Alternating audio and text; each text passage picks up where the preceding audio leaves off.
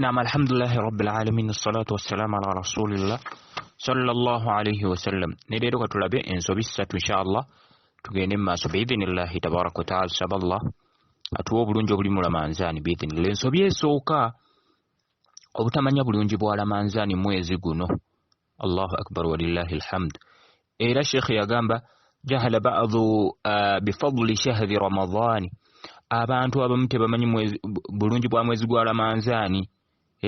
wa hadha akhta enonsobi lima asahha an sallallahu alayhi wa sallam annahu qala kubanga nabi sallallahu alayhi wa sallam yagamba mu hadithi idha jaa Ramadhani Ramadhani wajja futihat abwabul janna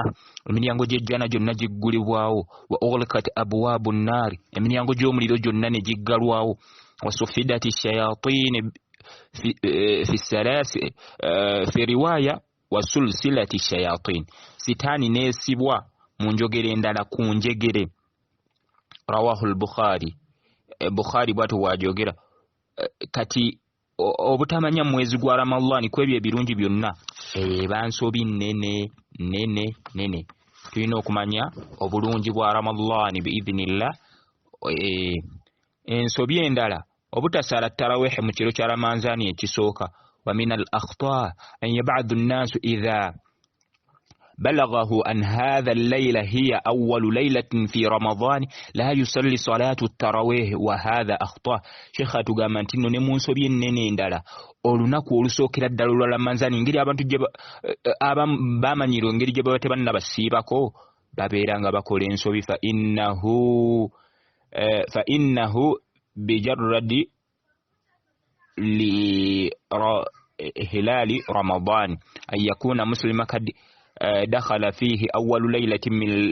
من ليالي رمضان فمن السنة أن يصلي التراويح مع الجماعة المسلمين في المسجد في تلك الليلة. سيكا يغاما إلى omuntu yandisaanidde asale التراويح emukunsobi kwe kubanga abantu abamu amawulire bwe gabatuukako nti ekiro kino kyekiro ekisooka mu Ramadhani omuntu oyo tasala salatu tarawih eno nsobi kubanga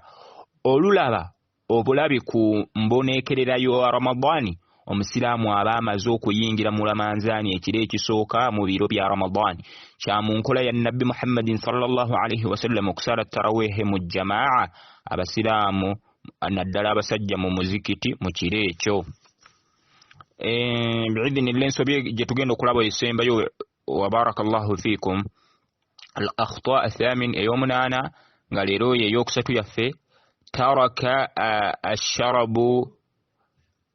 أو الأكل في نهار رمضان نسيا يقول ويشرب okuleka omusiibi abaalidde nga yeerabidde n'otamulabula bangi tebaagala kulabula bannaabwe nga Allah subhanahu wa ta'ala yatugamba wataawanu 'alal birri wattaqwa tuyambaganenga tulabenga munnaffe alina obuzibu tuyambaganenga wataawanu 'alal birri wattaqwa wala taawanu 'alal ithmi wal 'udwan tuyambagananga kukola obubi n'okulumbagana Katonda era Sheikh atugamba biidhnillahi tabaraka wa ta'ala من يفله بعض الناس من ترك الشرب أو الأكل في نهار رمضان نسيا يأكل ويشرب حتى يفرغ من حاجته. وقال الشيخ ابن باز رحمه الله من رأى مسلما يشرب في نهار رمضان أو يأكل